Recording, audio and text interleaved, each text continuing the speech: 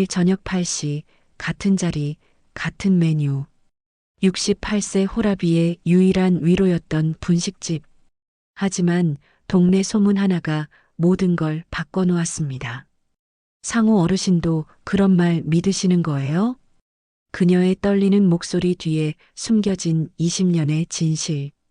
당신이라면 어떤 선택을 하시겠습니까? 좋아요, 구독은 영상에 큰 힘이 됩니다. 제 이름은 윤상호 68입니다. 젊을 때는 시외버스를 몰았습니다. 새벽 첫 차부터 밤 막차까지 35년을 그렇게 살았습니다. 핸들을 잡으면 세상이 단순해졌습니다. 앞만 보고 길만 따라가면 됐으니까요. 정류장마다 사람들이 올라타고 내렸지만 저는 그저 묵묵히 운전대만 붙잡고 있었습니다. 그게 제 인생이었습니다. 이제는 정류장 대신 동네 골목을 천천히 걷는 게 제 일상입니다. 아침에 일어나면 라디오를 켜고 점심엔 냉장고에 있는 반찬으로 밥 한 그릇 뚝딱 해치우고 오후에는 동네 공원 벤치에 앉아 시간을 보냅니다. 때로는 신문을 읽고 때로는 그냥 나무를 바라봅니다. 그렇게 하루가 지나갑니다. 아내는 6년 전에 먼저 떠났습니다. 폐암이었습니다. 담배도 안 피우는 사람이 왜 그런 병에 걸렸는지 의사도 고개를 가웃거렸습니다. 마지막 1년은 병원과 집을 오가며 보냈습니다. 아내가 떠난 뒤 집은 갑자기 너무 넓어졌습니다. 텔레비전 소리도 설거지 소리도 모든 게 텅 비어버렸습니다. 아들 하나 있지만 결혼하고 서울로 올라간 뒤로는 전화도 뜸해졌습니다. 처음엔 일주일에 한 번씩 전화가 왔습니다. 그러다 한 달에 한 번이 되고 이제는 명절에나 겨우 연락이 옵니다. 아버지 건강하시죠? 저희는 바빠서요. 그 말을 들을 때마다 그래, 내 인생 살아라 하고 전화를 끊지만 가슴 한편이 시렵습니다. 저녁만 되면 제가 꼭 가는 곳이 있습니다. 옛역 앞에 있는 작은 분식집. 간판엔 미란 분식이라고 낡은 글씨로 쓰여 있습니다. 페인트가 벗겨진 간판이지만 저녁이 되면 노란 불빛이 켜지고 그 불빛이 골목을 따뜻하게 물들입니다. 그 빛을 보면 왠지 발걸음이 자연스럽게 그곳으로 향합니다. 그 가게에는 늘 같은 자리가 있습니다. 창가 쪽, 혼자 앉는 구석 자리. 그 자리에 앉으면 밖 골목이 보입니다. 지나가는 사람들, 가로등 불빛, 저물어가는 하루의 풍경이 창문 너머로 펼쳐집니다. 그리고 그 앞에서 따뜻한 미소를 짓는 사람이 한 명 있습니다. 어서 오세요, 상호 어르신. 오늘도 어묵 국물 진하게 끓였어요. 정미란 씨, 66. 이 동네에서 20년 넘게 분식집을 지킨 사람입니다. 손놀림이 빠르고 웃음이 많고 손님 얼굴을 다 기억하는 사람입니다. 저는 거창한 걸 시키지 않습니다. 어묵 2개, 김밥 1줄, 소주 1병. 그게 제 저녁이었고 제 하루의 마지막 위로였습니다. 소주잔을 기울이며 창밖을 보다 보면 외로움도 조금씩 녹아내리는 것 같았습니다. 어느 날이었습니다. 평소처럼 분식집으로 가던 길이었습니다. 해는 이미 뉘엿뉘엿 넘어가고 골목에는 저녁 냄새가 은은하게 퍼지고 있었습니다. 그때 같은 동네에 사는 박 노인이 제 옆에 와붙었습니다. 박 노인은 동네에서 소문의 밝기로 유명한 사람입니다. 누가 어디서 무엇을 했는지, 어느 집 며느리가 시어머니와 싸웠는지 그런 이야기들을 모으고 퍼뜨리는 게 그의 취미였습니다. 저는 평소에도 그의 이야기를 별로 좋아하지 않았습니다.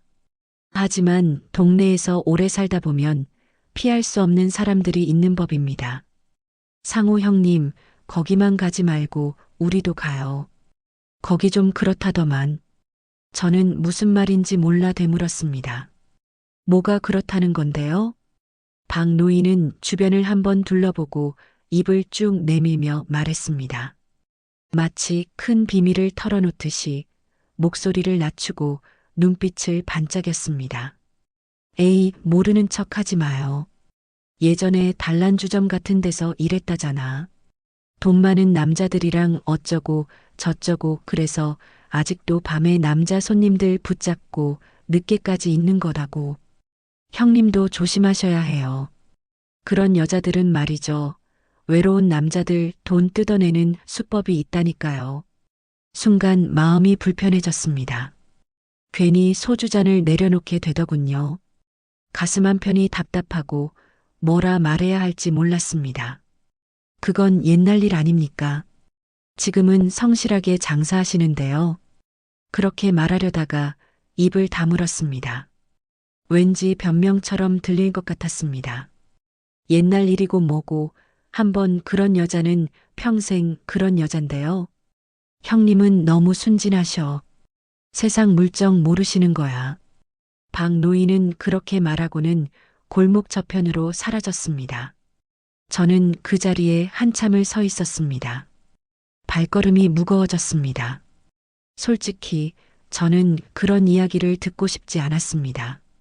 그런데 한번 들은 말은 귀에서 잘 떨어지지 않습니다.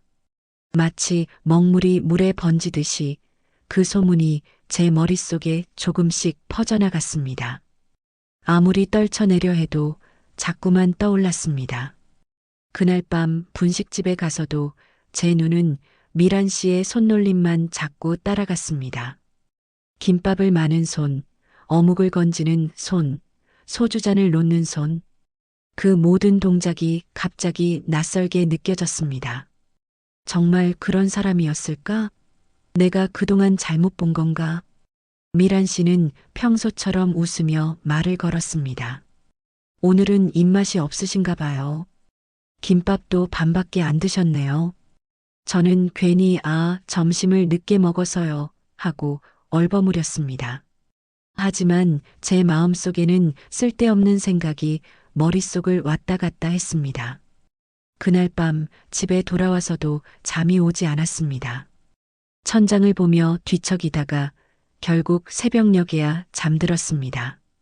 꿈속에서도 박 노인의 목소리가 맴돌았습니다. 한번 그런 여자는 평생 그런 여자. 그 말이 제 귓가를 떠나지 않았습니다. 며칠이 지났지만 박 노인의 말은 제 머릿속에서 지워지지 않았습니다. 저는 매일 저녁 분식집에 갔지만 예전처럼 편안하지 않았습니다. 미란 씨와 눈이 마주칠 때마다 괜히 시선을 피하게 되고 말을 건네도 어색하게 대답했습니다. 요즘 무슨 일 있으세요? 표정이 안 좋으신데요. 미란 씨가 걱정스러운 얼굴로 물었습니다. 저는 고개를 저었습니다. 아니에요. 그냥 좀 피곤해서요. 거짓말이었습니다. 피곤한 게 아니라 마음이 불편했던 겁니다. 그날도 가게 문은 노란 불빛 아래 따뜻하게 열려 있었습니다. 저는 평소보다 조금 늦은 시간에 가게에 들어섰습니다. 손님들이 거의 빠진 시간이었습니다. 가게 안에는 라디오에서 흘러나오는 옛날 노래만 조용히 흐르고 있었습니다. 상우 어르신, 오늘은 늦으셨네요. 추웠죠? 어묵 국물 뜨끈한 거 드릴게요. 미란 씨가 평소처럼 웃으며 말했습니다. 그 웃음이 진심인지 아니면 장사를 위한 미소인지 저는 갑자기 궁금해졌습니다. 아니, 궁금한 게 아니라 의심이 들었습니다. 저는 평소처럼 김밥을 한 입 베어 물었습니다. 입안에서 참기름 향이 퍼졌지만 맛이 느껴지지 않았습니다. 소주를 한 잔 마셨습니다. 목구멍이 따갑게 넘어갔습니다. 그리고 하지 말아야 할 말을 그만 입 밖으로 꺼내고 말았습니다. 저기 미란 씨, 예전에 그런 데서 일했다는 말 진짜예요? 말을 하고 나서야 제 자신이 후회스러웠습니다. 왜 그런 말을 했을까? 왜 굳이 물어봤을까? 하지만 이미 뱉은 말은 공기 중에 떠돌고 있었습니다. 순간 가게 안 공기가 차갑게 식는 느낌이었습니다. 라디오 소리마저 멈춘 것 같았습니다. 미란 씨가 어묵을 집던 젓가락을 천천히 내려놓았습니다. 웃던 입술이 굳어졌습니다. 그녀의 눈빛이 흔들렸습니다. 놀람과 실망과 배신감이 뒤섞인 표정이었습니다. 상호 어르신도 그런 말 믿으시는 거예요? 그 목소리에는 떨림이 있었습니다. 분노가 아니라 슬픔에 가까운 떨림이었습니다. 저는 당황해서 말이 꼬였습니다. 아니, 그냥 사람들이 자꾸 그래서 저도 궁금해서 변명 같은 말들이 입에서 툭툭 튀어나왔습니다. 하지만 그 말들은 너무 초라했습니다. 사람들이 그래서요? 그럼 어르신은 저를 몇 달 동안 보면서 뭘 보신 건가요? 제가 어떤 사람인지는 안 보이셨어요? 미란 씨의 목소리가 조금씩 높아졌습니다. 눈가가 붉어졌습니다. 저는 아무 말도 할 수 없었습니다. 할 말이 없었습니다. 아니, 할 말이 있었지만 너무 늦었습니다. 그녀는 조용히 일어났습니다. 앞치마를 벗으며 설거지대 쪽으로 돌아섰습니다. 그리고 등을 돌린 채 말했습니다. 오늘은 여기까지만 드세요. 죄송하지만 이제 그만 가주세요. 그리고 다음부턴 오지 않으셔도 됩니다. 그 말은 차가웠습니다. 소주보다 더 차갑게 제 가슴을 얼렸습니다. 저는 자리에서 일어났습니다. 미란 씨, 저는 말을 걸려다 멈췄습니다. 그녀는 등을 돌린 채 움직이지 않았습니다. 저는 돈을 테이블 위에 놓고 가게 문을 열었습니다. 찬바람이 얼굴을 때렸습니다. 뒤돌아보니 미란 씨는 여전히 등을 돌린 채 서 있었습니다. 그 뒷모습이 너무 작아 보였습니다. 그날 이후 저는 그 가게에 나가지 못했습니다. 아니, 갈 얼굴이 없었습니다. 매일 저녁 분식집 앞을 지나가며 창문 너머를 힐끗 보았습니다. 제가 앉던 자리는 텅 비어 있었습니다. 며칠이 지났습니다. 저는 집에서 라면을 끓여 먹거나 편의점 도시락으로 저녁을 때웠습니다. 혼자 먹는 밥은 맛이 없었습니다. 아니, 맛이 없다기보다 삼키기가 힘들었습니다. 매 끼니마다 미란 씨의 마지막 표정이 떠올랐습니다. 그런데 이상했습니다. 밤이 되어도 미란 분식 간판 불이 켜지지 않았습니다. 저는 저녁 산책을 나가는 척하며 일부러 그 골목을 지나갔습니다. 가게는 어두웠습니다. 셔터가 내려져 있었습니다. 하루가 지나고 이틀이 지났습니다. 사흘째 되던 날 저는 용기를 내어 가게 문을 두드려 봤습니다. 아무 대답이 없었습니다. 혹시 안에 있을까 싶어 한참을 서성였지만 인기척은 들리지 않았습니다. 일주일이 지나도 가게는 열리지 않았습니다. 동네 사람들도 수군거리기 시작했습니다. 분식집 주인 어디 갔대? 문 닫는 건가? 장사 안 되나 봐. 그런 말들이 들렸습니다. 혹시 내가 한 말 때문에? 뒤늦은 후회가 가슴을 무겁게 눌렀습니다. 밤마다 잠을 설쳤습니다. 꿈속에서 미란 씨의 목소리가 들렸습니다. 상호 어르신도 그런 말 믿으시는 거예요? 그 말이 귓가를 떠나지 않았습니다. 견딜 수가 없어졌습니다. 열흘째 되던 날 오후 저는 가게 앞에서 기다리기 시작했습니다. 1시간, 2시간. 해가 저물고 가로등이 켜졌지만 가게는 여전히 닫혀 있었습니다. 저는 가게 옆으로 난 뒷골목을 기웃거렸습니다. 좁은 골목길을 따라가니 빨래가 널린 작은 주택들이 나왔습니다. 이 동네에서 20년을 살았으면서도 이 골목은 처음 와봤습니다. 그때였습니다. 골목 끝에서 누군가가 천천히 걸어오고 있었습니다. 허리를 약간 굽힌 채 장바구니를 든 모습. 가까이 다가오자 알 수 있었습니다. 미란 씨였습니다. 미란 씨. 저도 모르게 큰 소리로 불렀습니다. 그녀가 깜짝 놀라 고개를 들었습니다. 놀란 눈으로 저를 보았습니다. 얼굴이 예전보다 훨씬 헬쑥해 보였습니다. 눈 밑에 그림자가 깊게 드리워져 있었습니다. 여긴 어떻게 그녀의 목소리는 힘이 없었습니다. 저는 한 걸음 다가갔습니다. 죄송합니다. 그날 제가 너무 경솔했습니다. 사람들 소문 듣고 그냥 확인도 안 하고 제가 정말 잘못했습니다. 한참을 서 있던 그녀가 긴 한숨을 내쉬었습니다. 장바구니를 든 손이 떨리는 것 같았습니다. 어르신 전 그냥 말을 잇다가 멈췄습니다. 표정이 복잡했습니다. 화가 난 것 같기도 하고 지쳐 보이기도 했습니다. 정말 죄송합니다. 할 말이 없습니다. 그냥 한 번만 용서해 주십시오. 저는 고개를 깊이 숙였습니다. 한참을 서 있던 그녀가 천천히 입을 열었습니다. 일단 들어오세요. 여기 서서 얘기할 일은 아닌 것 같네요. 그녀가 앞장서서 골목 안쪽 낡은 단층 집으로 들어갔습니다. 작은 대문을 열고 들어가니 좁은 마당에 화분 몇 개가 놓여 있었습니다. 방문을 열자 작은 거실이 나왔습니다. 식탁 위에는 약봉지가 여러 개 쌓여 있었습니다. 진통제, 소염제, 파스. 그 옆에는 먹다 만 죽그릇이 놓여 있었습니다. 허리가 안 좋아요. 미란 씨가 천천히 의자에 앉으며 말했습니다. 며칠 전부터 도저히 가게에 나갈 수가 없었어요. 일어서는 것조차 힘들었어요. 그 말에 제 가슴이 더 아릿해졌습니다. 제가 상처를 준 사람이 혼자 아파하고 있었던 겁니다. 저는 그저 제 걱정만 하고 있었고 그녀는 혼자 아픔을 견디고 있었습니다. 왜 연락을 안 하셨어요? 제가 도와드릴 수 있었는데. 미란 씨가 쓸쓸하게 웃었습니다. 누구한테 연락해요? 전 혼자예요. 늘 그래왔어요. 그 말이 칼처럼 제 가슴을 찔렀습니다. 우리는 작은 방에 마주 앉았습니다. 전기포트에서 끓인 커피를 종이컵에 나눠 마시며 어색한 침묵이 흘렀습니다. 커피 김이 피어오르는 걸 바라보며 저는 무슨 말부터 꺼내야 할지 몰랐습니다.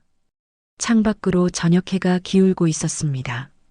골목 어딘가에서 아이들 노는 소리가 희미하게 들려왔습니다. 평범한 저녁 풍경이었지만 이 작은 방 안의 공기는 무거웠습니다. 미란 씨가 먼저 입을 열었습니다. 커피를 한 모금 마시고 창밖을 바라보며 천천히 말을 시작했습니다. 소문 맞아요. 젊었을 때 단란주점에서 일한 적 있어요.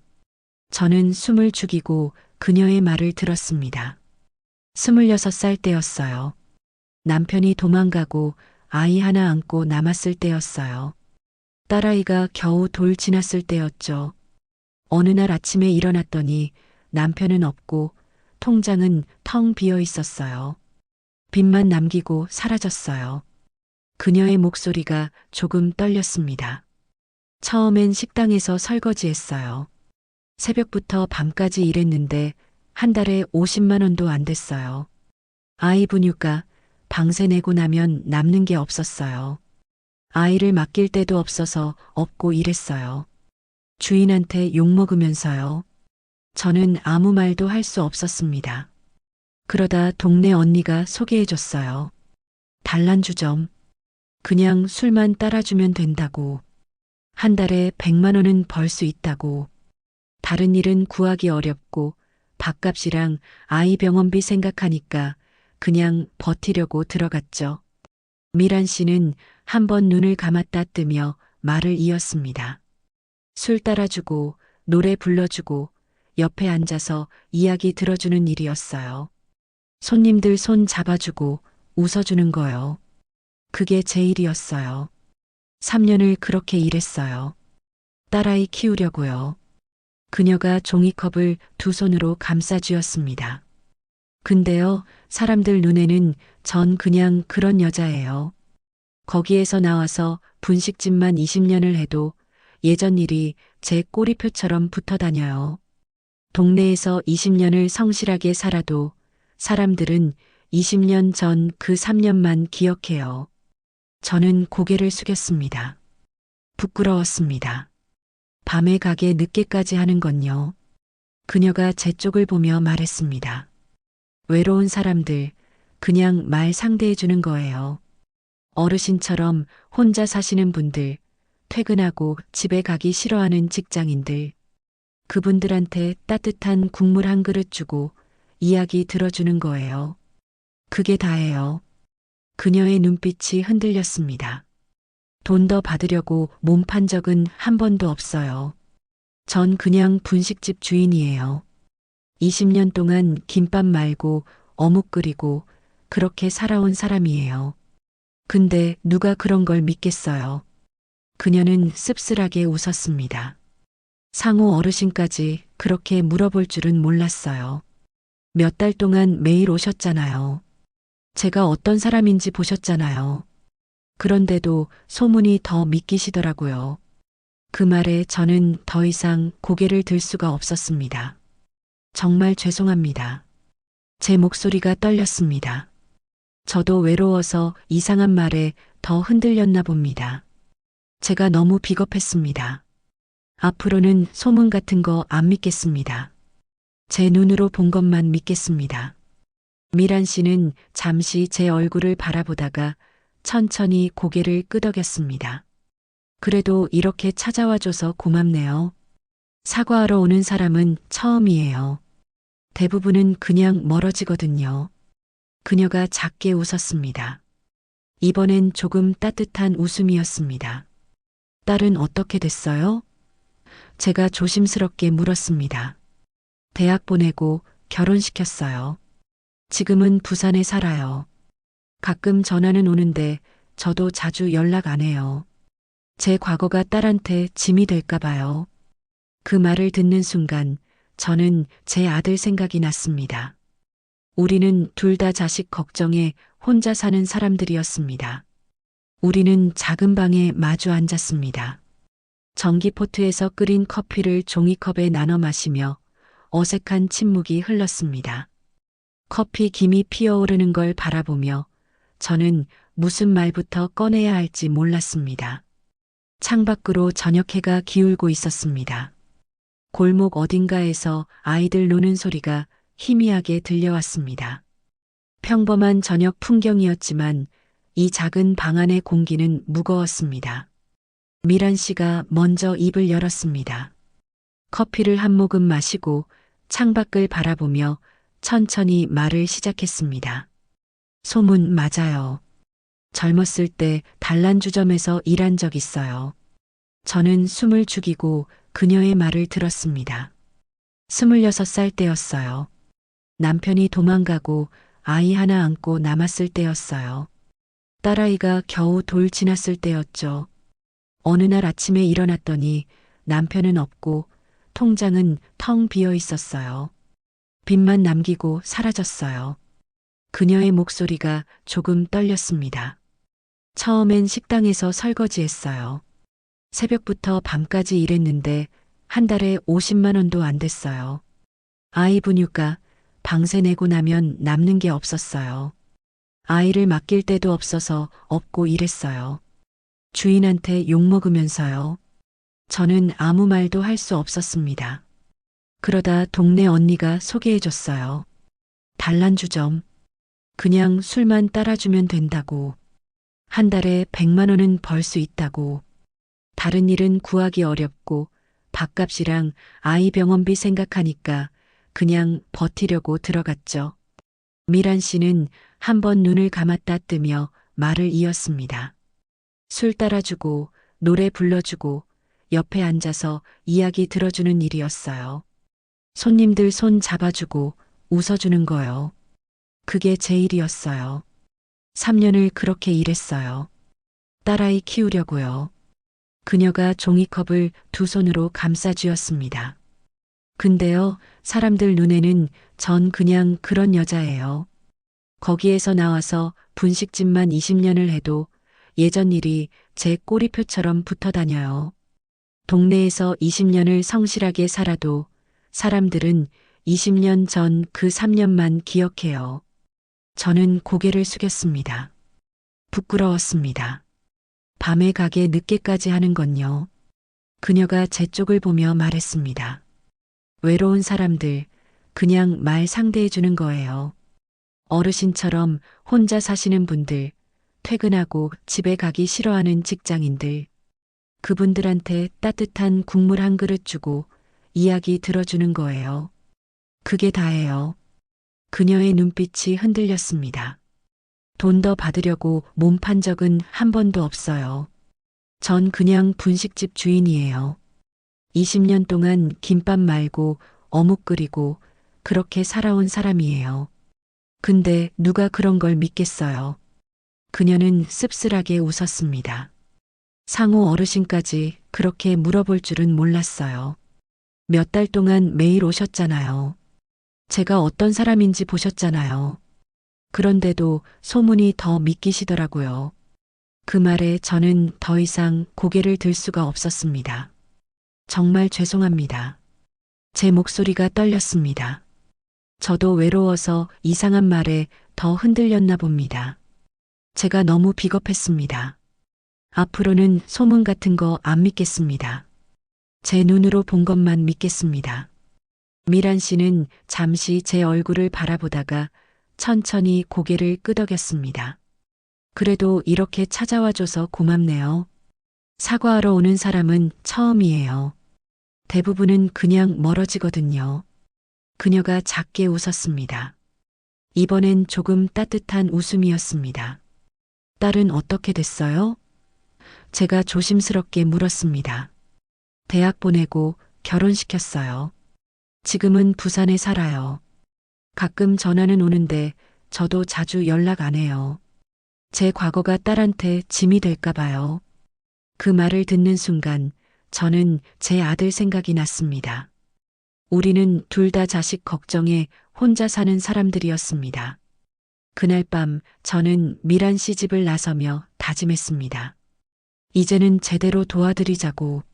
소문에 휘둘리며 상처 준 것에 대한 속죄라고 생각하기보다는 그냥 한 사람으로서 옆에 있어주자고. 다음 날 아침 저는 일찍 일어나 미란 씨에게 전화했습니다. 번호는 분식집 간판에 적혀 있던 걸 예전에 메모해뒀던 겁니다. 여보세요? 잠에서 깬 듯한 목소리였습니다. 미란 씨, 저 윤상호입니다. 오늘 병원 같이 갑시다. 허리, 그냥 참고 살기엔 너무 아깝잖아요. 우린 아직 산책도 할 수 있는 나이입니다. 전화기 너머로 잠시 침묵이 흘렀습니다. 어르신 그럴 필요 없어요. 전 괜찮아요. 괜찮은 게 아니라 지난 일주일 동안 가게도 못 열었잖아요. 제가 모셔다 드리겠습니다. 아침 9시에 집 앞으로 갈게요. 미란 씨는 처음엔 사양하다가 결국 따라 나섰습니다. 저는 택시를 불러 함께 동네 정형외과로 갔습니다.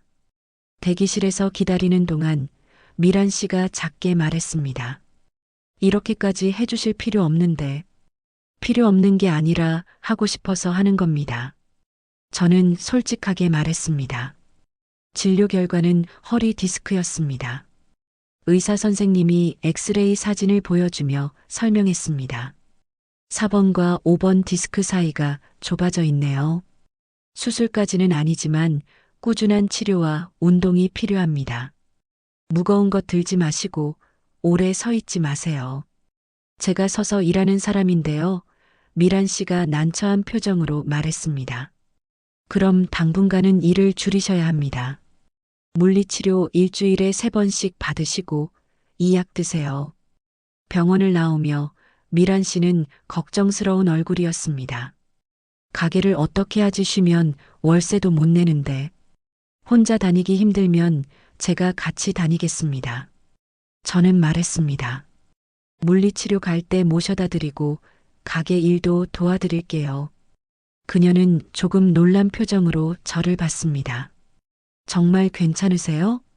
전 시간 많습니다. 어차피 할 일도 없고요. 설거지 정도는 할 줄 압니다. 버스 기사 출신이 설거지까지 하시면 미란 씨가 피식 웃었습니다. 손님들이 깜짝 놀라겠어요. 며칠 뒤 미란 분식 간판에 다시 불이 켜졌습니다. 하지만 예전과는 조금 달랐습니다. 영업시간을 줄였고 저는 매일 저녁 가게에 나가 뒤에서 설거지를 도왔습니다. 오늘부터 조금씩만 해보려고요. 많이 앉아있지는 못해도 쉬엄쉬엄 해야죠. 미란 씨가 손님들에게 양해를 구했습니다. 저는 일부러 가게 손님이 빠진 늦은 시간에 맞춰갔습니다. 앞치마를 두르고 설거지대 앞에 섰습니다. 손님들이 제 모습을 보고 의아해했지만 저는 신경 쓰지 않았습니다. 오늘은 제가 회식비 대신 설거지 좀 도와줄까요? 첫날 농담처럼 말했던 게 이제는 일상이 됐습니다. 시외버스 기사 출신이 설거지까지 해주면 이 집 너무 호화로운데요? 미란 씨가 웃었습니다. 그날 밤 우리는 마치 오래된 친구처럼 가벼운 이야기를 나눴습니다. 버스 운전하던 시절 이야기, 손님들 에피소드, 동네 이야기들. 설거지하며 들려오는 미란 씨의 웃음소리가 제 귓가에 따뜻하게 남았습니다. 어느 날 저녁 설거지를 마치고 앞치마를 벗으며 미란 씨가 말했습니다. 어르신, 정말 고마워요. 요즘 오랜만에 편하네요. 저는 고개를 저었습니다. 제가 더 고맙습니다. 혼자 있으면 외로운데 이렇게 할 일이 생기니 좋네요. 그날 밤 집으로 돌아가는 길에 하늘을 올려다봤습니다. 별이 유난히 많이 보였습니다. 오랜만에 마음이 가벼웠습니다. 행복은 조용히 찾아오지만 문제는 항상 시끄럽게 들이닥칩니다. 그렇게 한 달쯤 지났을 때였습니다. 미란 씨의 허리도 많이 좋아졌고 저는 매일 저녁 가게에 나가 설거지를 도우며 소소한 일상을 함께했습니다. 동네 사람들도 이제는 익숙한 듯 제가 앞치마를 두른 모습을 자연스럽게 받아들였습니다. 어느 토요일 오후였습니다. 집에서 신문을 읽고 있는데 아들한테서 전화가 왔습니다. 몇 달 만에 전화였습니다. 아버지, 요즘 동네에서 말이 많던데 진짜입니까? 갑작스러운 질문에 저는 당황했습니다. 뭐가 말이 많다는 거냐? 분식집 여주인하고 맨날 같이 다닌다면서요. 그 여자 옛날에 그런 데서 일했다던데요. 고모가 전화해서 걱정하시더라고요. 고모, 제 여동생입니다. 동네에 살면서 제 일거수일투족을 지켜보는 사람입니다. 아들에게 일러 바친 것도 그녀였을 겁니다. 제 목소리가 높아졌습니다. 내가 뭘 안다고 그러냐? 사람을 소문으로만 판단하지 마라. 그래도 엄마 생각 안 나요? 아들의 목소리도 커졌습니다. 엄마 돌아가신 지 겨우 6년밖에 안 됐잖아요. 그런데 벌써 다른 여자랑 같이 사는 거예요? 그것도 그런 여자랑요? 같이 산다니 무슨 소리냐? 그냥 가게 일 도와주는 거다. 동네 사람들 다 알아요.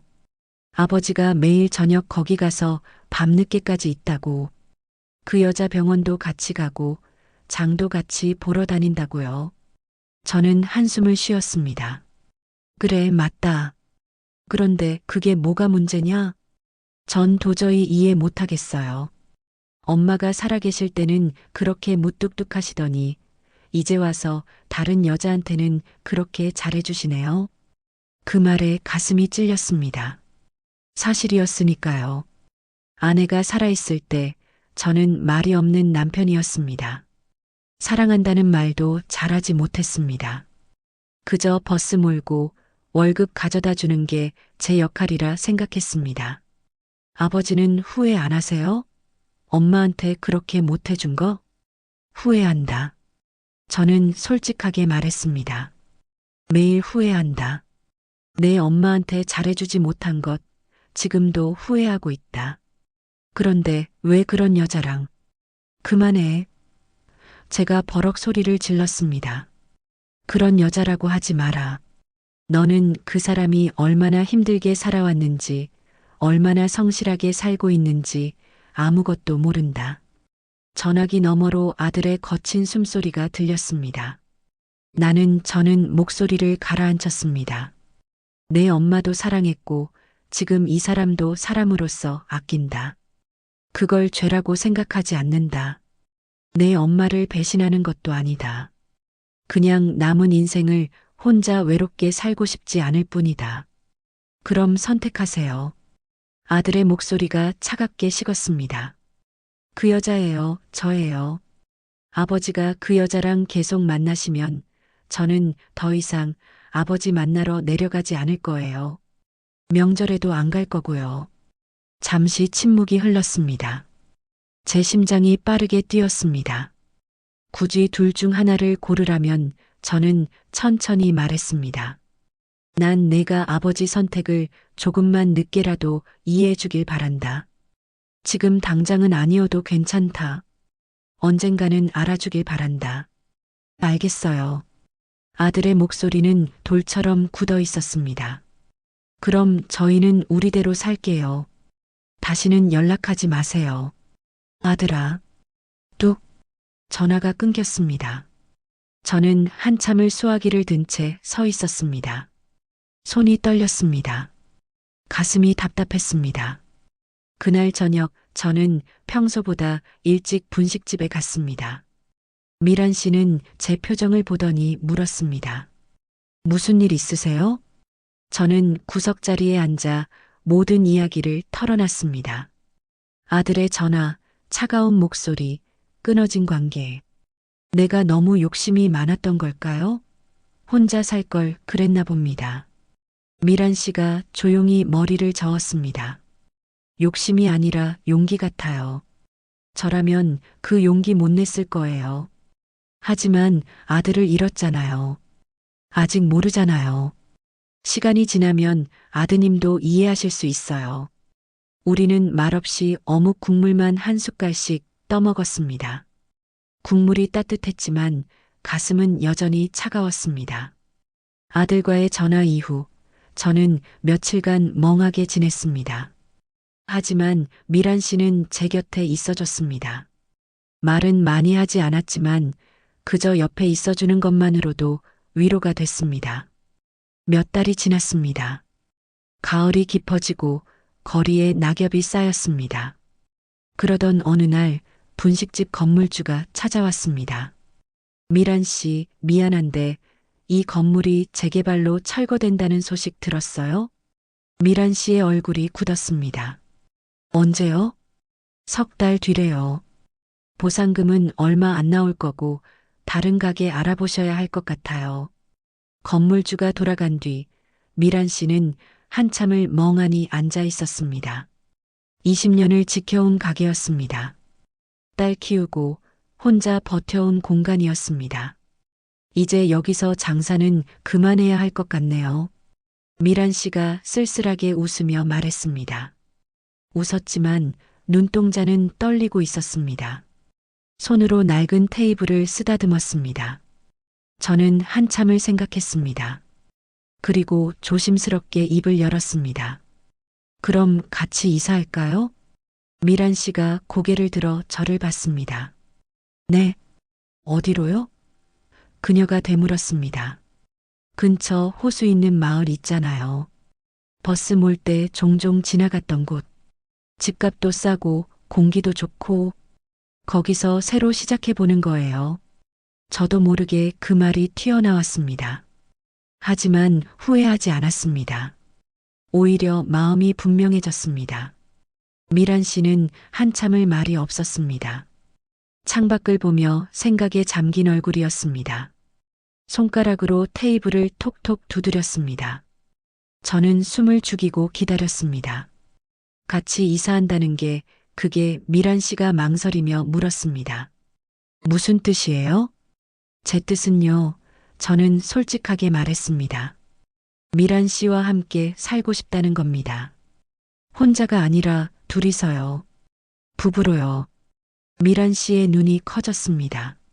어르신, 저는 진심입니다. 나이가 들어서 하는 말이 아니라 제대로 생각하고 하는 말입니다. 미란 씨와 함께 남은 인생 살고 싶습니다. 그녀의 눈가가 붉어졌습니다. 하지만 아드님은요? 아들은 언젠가 이해하겠죠. 지금은 아니어도요. 저는 제 인생을 살고 싶습니다. 미란 씨와 함께요. 미란 씨가 고개를 떨구었습니다. 눈물이 뺨을 타고 흘렀습니다. 저 같은 사람이랑 정말 괜찮으세요? 동네 사람들 말도 많을 텐데. 괜찮습니다. 아니, 괜찮은 게 아니라 좋습니다. 미란 씨니까요. 그녀는 한참을 울었습니다. 그리고 천천히, 아주 천천히 고개를 끄덕였습니다. 그럼 작은 국밥집이나 해볼까요? 분식 말고. 그녀가 눈물을 닦으며 웃었습니다. 좋죠. 전 설거지랑 배달 담당하겠습니다. 아, 홀서빙도 할 수 있어요. 우리는 서로를 바라보며 웃었습니다. 그 웃음 속에 희망이 있었습니다. 석 달 뒤 우리는 호숫가 마을로 이사했습니다. 작은 단층집을 얻었고 근처에 작은 가게도 얻었습니다. 호수국밥이라는 간판을 달았습니다. 개업 첫날 손님은 5명밖에 오지 않았습니다. 하지만 우리는 행복했습니다. 둘이서 국을 끓이고 반찬을 놓고 손님을 맞았습니다. 지금 우리는 호숫가가 보이는 작은 집에 살고 있습니다. 낮에는 둘이서 국밥과 수수한 반찬을 팔고 저녁이면 호숫가를 걸으며 옛날 이야기를 나눕니다. 가끔 아들 생각이 날 때도 있습니다. 전화하고 싶을 때도 있습니다. 하지만 기다리기로 했습니다. 언젠가 아들이 찾아올 날을 믿으며요. 후회는 하지 않습니다. 한 사람에 대한 소문에 흔들리던 제가 이제는 제 눈으로 본 사람 하나를 끝까지 믿어보기로 결심했으니까요. 이 이야기를 듣고 계신 여러분께 조심스럽게 여쭤보고 싶습니다. 어쩌면 우리가 버려야 할 것은 사람이 아니라 그 사람을 가두고 있었던 옛날 소문과 편견이 아닐까요? 저는 이제야 조금 늦은 봄을 살고 있습니다. 호숫가에 다시 핀 봄처럼요. 어느 날 아침 가게 문을 열다가 멀리서 젊은 남자가 걸어오는 게 보였습니다. 가까이 오자 알아볼 수 있었습니다. 아들이었습니다. 아버지. 우리는 한참을 말없이 서 있었습니다. 그리고 천천히 포옹했습니다. 봄은 이렇게 조용히 찾아오는 것이었습니다.